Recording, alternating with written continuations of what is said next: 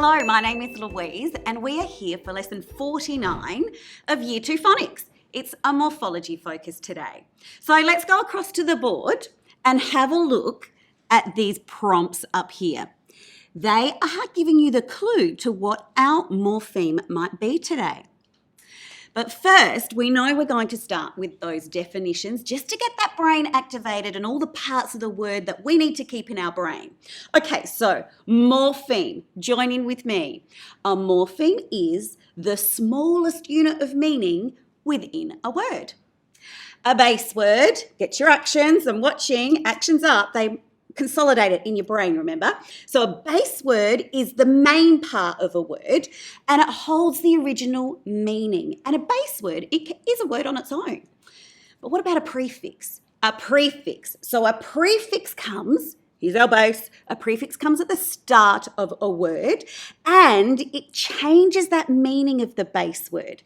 So over here, hint, hint. So it changes that meaning of that base word and it's not a word on its own.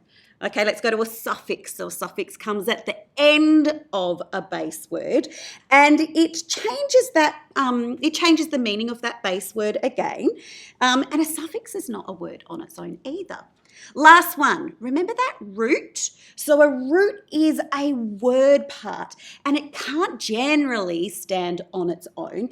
A root, it actually needs other bits of a word like a prefix or a suffix to make it into a total word. But remember, there's always an exception with roots, so just be careful on that one. That's our definitions.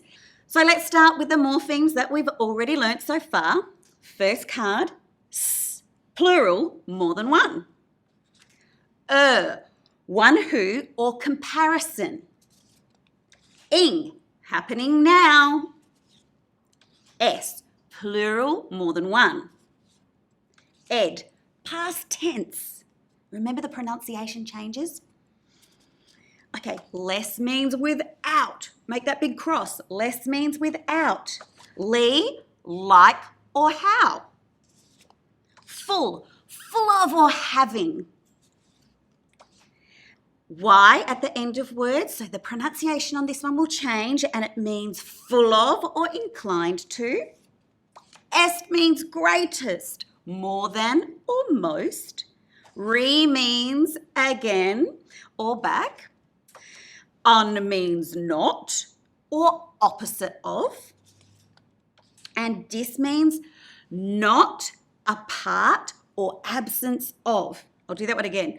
Not, a part, absence of. Pre means before or earlier. Sub means below or under. Form means to shape. Tract means to draw or pull. Port means to bring or carry. And there we have it. Are you thinking what our morpheme is likely to be today? Today, our morpheme is miss. And this is a Latin prefix.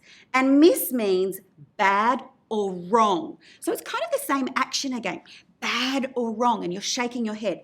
Repeat. Miss means bad or wrong. Miss means bad or wrong. How many words are starting to jump into your brain that have this prefix? Looking up at the board, how are those prompt words going? Let's go to the board and have a look. Here we have a word that has been misspelled. Lost and found box. Who's ever had to go to this place to find something that they have misplaced, put in the wrong place? Lost and found. I've been there myself a couple of times. Over here, she's asking to hear again because she has misheard something. Oh, Homer, he's made a mistake. We all make mistakes, but this is a really good reminder. So, I've given you the warm-up. How many words can you now start to build using, over on the board, this mistake? So the base part of the word is take, Here's our new prefix. What does it mean again? Tell me. Action, please. Say it with me. Miss means wrong or bad. Good job. Now, here are a number of suffixes that we already know. You, in a moment, are going to get your pencil and paper or anything to write on, and you are now going to time yourself for, let's do 2 minutes, and I would like you to see how many real words in English you can make using this base, prefix miss, meaning wrong or bad, and these suffixes. Are you ready? Go.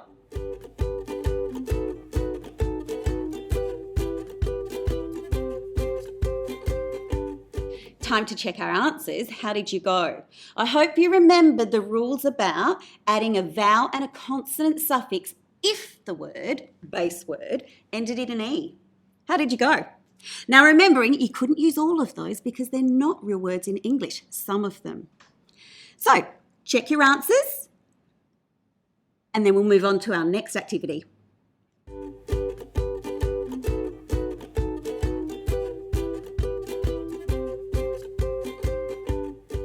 Next activity, it's just a quick quiz. So I need you to write either A or B in the column. If you have time, try and write the whole word. Remember to give yourself time. You can always pause me and write the whole word. That way, it'll sink into your brain that little bit deeper. So in this quick quiz, I'm going to read a sentence to you and you need to pick either picture A or picture B, which best represents the sentence. You ready? Pencil and paper at hand. Let's go. The girls' socks were mismatched. Wrong or bad? Wrongly or badly? Which picture best describes mismatched? A or B? Write it down. Okay, next one. The singer misused a hairbrush for a microphone. Which one is the best representation of the word misused? Write down A or B, pause me and give yourself enough time to write misused. Last one. The hike turned into a misadventure. Misadventure, wrong or bad?